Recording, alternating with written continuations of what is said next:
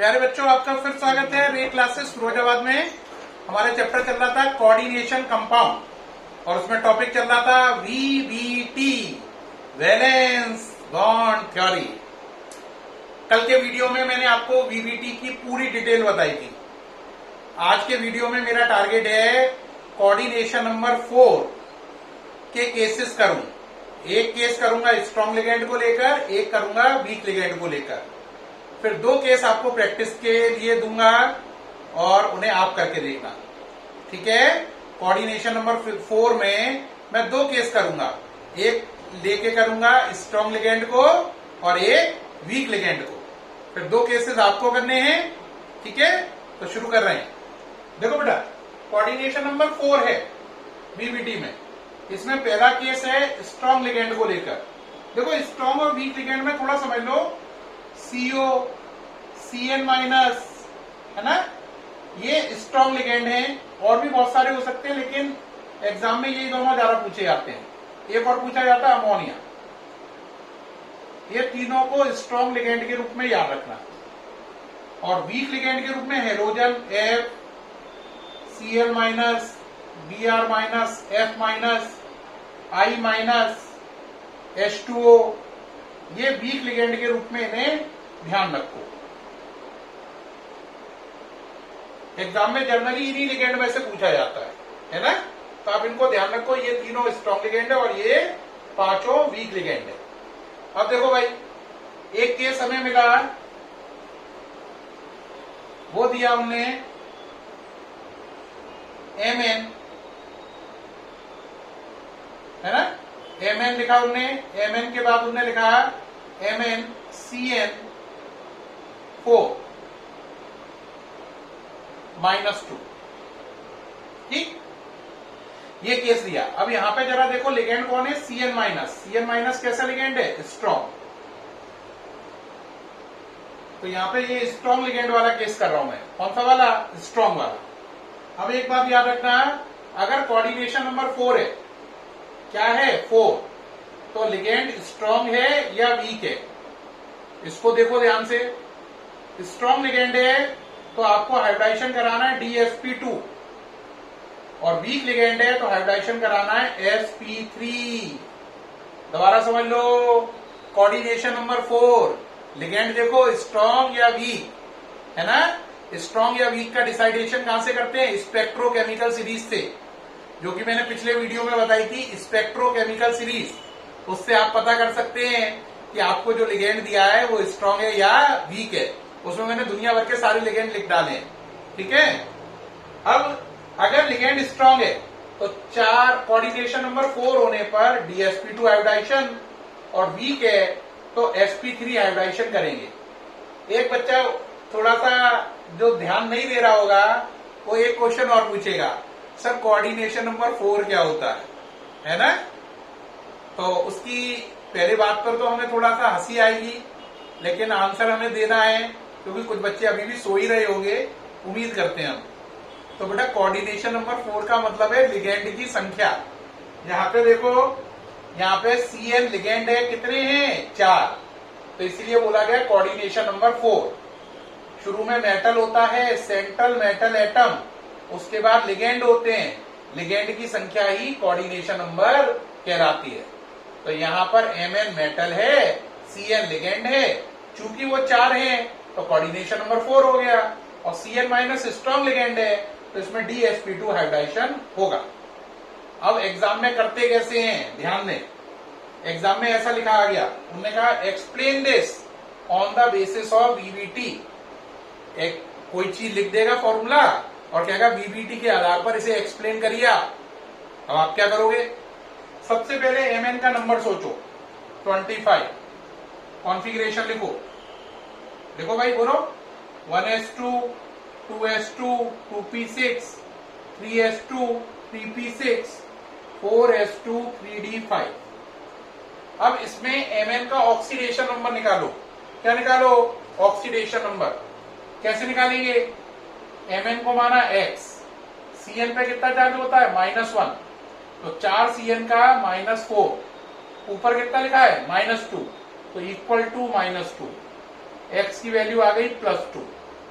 तो इसका मतलब Mn पे +2 चार्ज है। अब Mn पे +2 चार्ज है तो 2 इलेक्ट्रॉन कहां से जाएंगे, 4s में से, तो 4s0 3d5। पहले मेटल को लिखा, फिर उसका ऑक्सीडेशन नंबर निकाला, फिर वो इलेक्ट्रॉन कम कर दिए। अब देखो 4s0 है, 3d5 है, पहले हमेशा 3d का डायग्राम बनाओ। 3d5, d में 5 इलेक्ट्रॉन है, ठीक, और 4s0। अब अपने से बताओ, इसमें 4p नहीं लिखा, तो इसका मतलब 4p खाली पड़ी है, और इसमें 4d भी नहीं लिखा, तो इसका मतलब 4d भी खाली पड़ा। 4s में कितने इलेक्ट्रॉन है, 0 है, 4p 4d खाली पड़ी है, 3d में कितने हैं, 5। अब यहां पे सुनो ध्यान से, अगर लिगेंड स्ट्रांग है तो जितने भी इलेक्ट्रॉन डी में हैं उन सबको पेयर बना के चलना है। तो आप पे 3d में कितने इलेक्ट्रॉन है, 5, लिगेंड आपका क्या है, स्ट्रांग, तो आपको पेयर बना के चलना है क्योंकि लिगेंड स्ट्रांग है। तो 3d5 का मतलब क्या होगा, 1 2 3 4 5 नहीं होगा, 1 2 3 4 5, पेयर बना के चलो। अब आप सोचो आपको कौन सा हाइब्रिडाइजेशन कराना था, आंसर DsP2। तो इसका मतलब S लेना है, 2 p ऑर्बिटल लेनी है और 1 D लेनी है। अब DS के क्या लिखा है, पीछे, तो इसका मतलब है आपको बताओ कौन सी लेनी है, S ये हो गई है ना, P 2 ये हो गई। अब D कहां लिखा है, पीछे, तो इसका मतलब ये वाली D लेनी है, ये वाली D नहीं लेनी है। S से पीछे है D, तो S से पीछे D ये वाली है, तो इसका मतलब 1 D ले लो, 1 S ले लो, 2 P ले लो, इन्हें कर दो ब्रैकेट में क्लोज। ब्रैकेट में क्लोज का मतलब इनमें हो गया हाइब्रिडाइजेशन। क्या हो गया, हाइब्रिडाइजेशन, ठीक। तो ये हाइब्रिडाइजेशन कर दिया, कौन सा किया, DsP2। तो यहां पे लिख देंगे DsP2 हाइब्रिडाइजेशन, लिख दूं, तो DsP2 हाइब्रिडाइजेशन कर दिया इसमें। अब इसके बाद ये जो ऑर्बिटल है इन चारों की एनर्जी सेम हो गई। हाइब्रिडाइजेशन का काम ये होता है सबकी एनर्जी सेम करना। पहले D की एनर्जी अलग थी, S की अलग थी, P की अलग थी। अब हाइब्रिडाइजेशन होने से चारों ऑर्बिटल की एनर्जी बिल्कुल इक्वल हो जाएगी। ये फायदा होता है हाइब्रिडाइजेशन का। अब आपको इसे लॉन पेयर से बनना है। लॉन पेयर प्रोवाइडर कौन है, Cn-, एक लॉन पेयर, दूसरा, तीसरा, चौथा। नीचे लिख दो लॉन पेयर का मतलब कोऑर्डिनेट बॉन्ड, किसने दिया ये लॉन पेयर, Cn- ने। तो हर जगह लिख दो Cn-, ये मिटा दे रहे हैं जिससे Cn- साफ सुथरा नजर आए आपको। ये मिटा दिया, ये हो रहा है Cn-, दूसरा, ये तीसरा Cn- और ये चौथा Cn-। तो इस तरीके से DsP2 हाइब्रिडाइजेशन हो गया, पूरा खत्म हो गया। एग्जाम में आप यहां से शुरू करके यहां तक लिख के आओगे, एग्जामिनर पूरे नंबर देगा और वो आपसे कहेगा मैग्नेटिक मूवमेंट और निकालो। क्या निकालो, मैग्नेटिक मूवमेंट। मैग्नेटिक मूवमेंट निकालने का फॉर्मूला होता है mu equal to √n n+2। यहां पर n का मतलब अनपेयर्ड इलेक्ट्रॉन है। तो देखो अनपेयर्ड इलेक्ट्रॉन यहां पर केवल एक है, कितना है, 1। तो n की जगह 1 रखो, 1 + 2 3 × 1 3, तो आंसर आ गया √3, क्योंकि अनपेयर्ड इलेक्ट्रॉन 1 है। तो म्यू यानी मैग्नेटिक मूवमेंट की वैल्यू आ गई √3 और इसकी यूनिट है B.m, बोहर मैग्नेटॉन। क्या यूनिट है, बोहर मैग्नेटॉन, ठीक। तो ये पूरा आपका केस हो गया, कोऑर्डिनेशन नंबर 4 और लिगेंड लिया स्ट्रॉन्ग। इसे पूरा लिख लीजिए।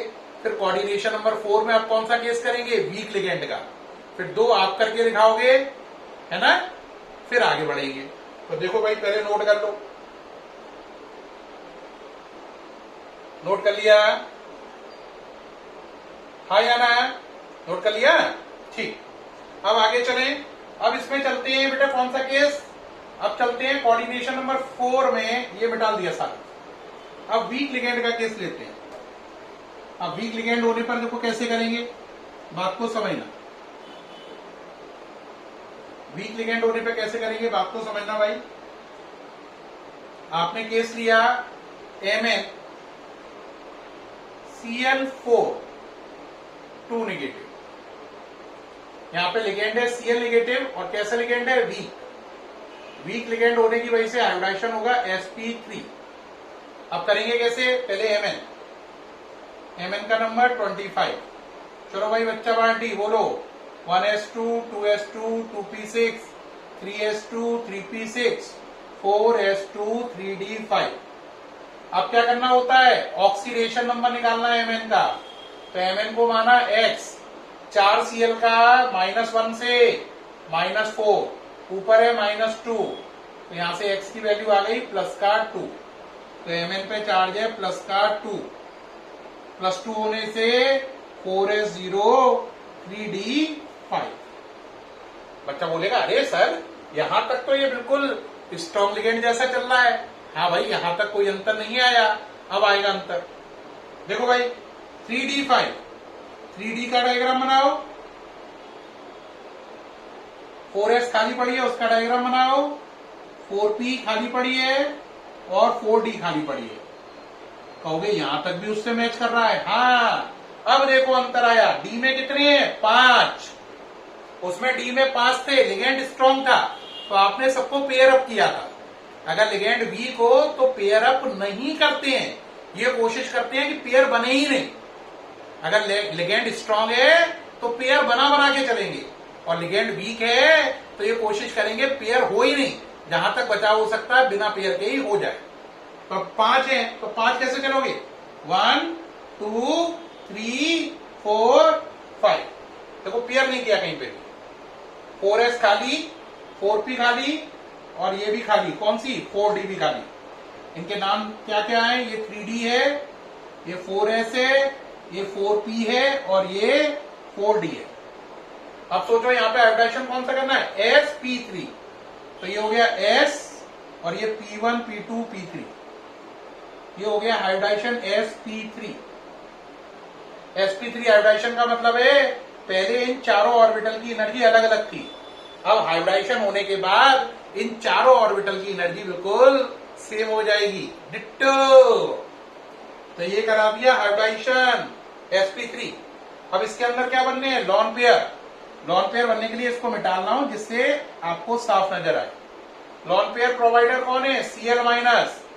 तो ये 2 क्रॉस क्यों है, 1 क्रॉस का मतलब 1 इलेक्ट्रॉन, 2 क्रॉस का मतलब 2 इलेक्ट्रॉन, और 2 इलेक्ट्रॉन को ही क्या बोलते हैं, लॉन पेयर, हिंदी में एकल युग्म, लॉन पेयर या एकल युग्म। तो बेटा ये हो गया पहला लॉन पेयर। ये कोऑर्डिनेट बॉन्ड का निशान Cl-। कोऑर्डिनेट बॉन्ड का निशान क्या है, ये Cl-, इसका मतलब ये लॉन पेयर दे रहा है और इसे ये ऑर्बिटल ले रही है। फिर देखो ये दूसरा लॉन पेयर, ये तीसरा और ये चौथा। लॉन पेयर कौन दे रहा है, Cl-। अब बात आई लॉन पेयर दे तो Cl- रहा है, ले कौन रहा है, आंसर Mn+2 की खाली पड़ी ऑर्बिटल उन लॉन पेयर को ले रही है। तो यहाँ पे लॉन पेयर दे कौन रहा है, आंसर Cl- लिगेंड दे रहा है। कितने दे रहा है, 1 लॉन पेयर। तो ऐसे लिगेंड को बोलेंगे मोनोडेंटेड लिगेंड, मोनोडेंटेड लिगेंड या यूनिडेंटेड लिगेंड, ठीक। तो इसे मोनोडेंटेड लिगेंड बोलेंगे। अब बताइए उसने 1 लॉन पेयर लिया, लिया किसने, लिया Mn+2 की खाली ऑर्बिटल ने। कौन सी खाली ऑर्बिटल ने लिया, 1 s ने और 3 p ने, इसीलिए हाइब्रिडाइजेशन पड़ा sp3। अब इसका मैग्नेटिक मूवमेंट निकालो, mu equal to √n n+2। तो देखो अनपेयर्ड इलेक्ट्रॉन कितने हैं, 1 2 3 4 5। तो यहां पे वैल्यू सॉल्व करो, 5+2 7, 5 जा 35। तो वैल्यू आ गई √35 v.m, बोहर मैग्नेटॉन। तो आपने एक बात देखी कि जब आपने लिगेंड कैसा लिया था, स्ट्रॉन्ग, तो आपको याद होगा आपका आंसर आया था √3vm, यानी मैग्नेटिक मूवमेंट कम आया था, और वीक लिगेंड लेने पर मैग्नेटिक मूवमेंट ज्यादा आया, ठीक है।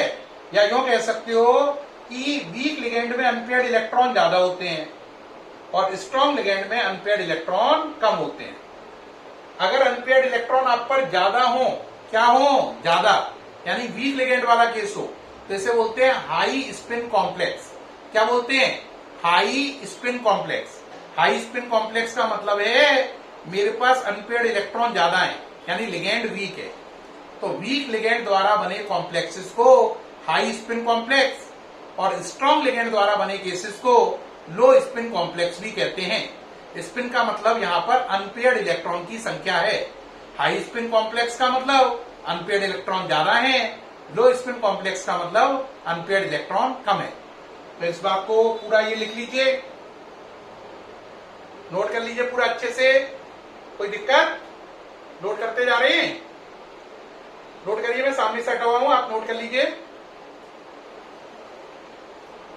उम्मीद है नोट कर चुके हैं। तो यहां पे एक बात और लिख लीजिए, क्या सीखा? ये और सीखा हमने कि जो लिगेंड वीक लिगेंड वाले जो कॉम्प्लेक्स होते हैं, वीक लिगेंड वाले है ना, केसेस जो होते हैं उन्हें बोलते हैं हाई स्पिन कॉम्प्लेक्स, क्योंकि अनपेयर्ड इलेक्ट्रॉन ज्यादा हैं। और जो स्ट्रॉन्ग लिगेंड वाले केस होते हैं उनमें अनपेयर्ड इलेक्ट्रॉन कम होते हैं, तो उन्हें बोलते हैं लो स्पिन कॉम्प्लेक्स। क्या लो और हाई स्पिन कॉम्प्लेक्स का मतलब समझ में आ गया? हाई स्पिन कॉम्प्लेक्स मतलब ज्यादा अनपेयर्ड इलेक्ट्रॉन, ज्यादा मैग्नेटिक मूवमेंट। लो स्पिन कॉम्प्लेक्स का मतलब कम अनपेयर्ड इलेक्ट्रॉन, कम मैग्नेटिक मूवमेंट। ठीक, उम्मीद है आपको कोऑर्डिनेशन नंबर 4 के ये केसेस क्लियर हो गए होंगे। ठीक है, ओके रहा? क्या बिटा रहे हैं अब आप कहोगे सर अब आप क्या करने वाले हैं? अब मैं क्या करने वाला हूं, मैं आपको 2 केस करने को दे रहा हूं, वो आप करके रखना है ना। 2 केस दे रहा हूं, ये अपने से करके देखिए। अब आप कहोगे सर 2 केस दे दीजिए जल्दी से, हम करके देख लें। तो आप करोगे एक TiCN4, TI का नंबर याद रखना 22, और एक करना आप TiCl4, है ना। TiCN4 जो है इस पर माइनस का आपका आएगा 1 और इस पर भी माइनस का 1 है। ये दोनों केस करने हैं। TI का नंबर 22 है, ये दोनों आपको खुद से करने हैं। एक बात यहां पे याद रखने की है, क्या? TI का नंबर 22 है, बात क्लियर हो गई? और उससे आपको करना, और ये लिगेंड कैसा है? स्ट्रॉन्ग, और ये लिगेंड कैसा है? वीक। करके देखना, कल रेस्पॉन्स करेंगे नेक्स्ट वीडियो में इनका। प्यारे बच्चों, मुझे पूरी उम्मीद है कोऑर्डिनेशन नंबर 4 के स्ट्रॉन्ग और वीक लिगेंड के केस आपको अल्ट्रा क्लियर हुए होंगे। ठीक है, फिर मुलाकात होगी नेक्स्ट वीडियो में कोऑर्डिनेशन नंबर 6 को लेकर। कोऑर्डिनेशन नंबर 6 में भी 2 केस बनेंगे, स्ट्रॉन्ग और वीक। नेक्स्ट वीडियो में कोऑर्डिनेशन नंबर 6 के केस करेंगे, स्ट्रॉन्ग और वीक के। ठीक है, तब तक के लिए बाय।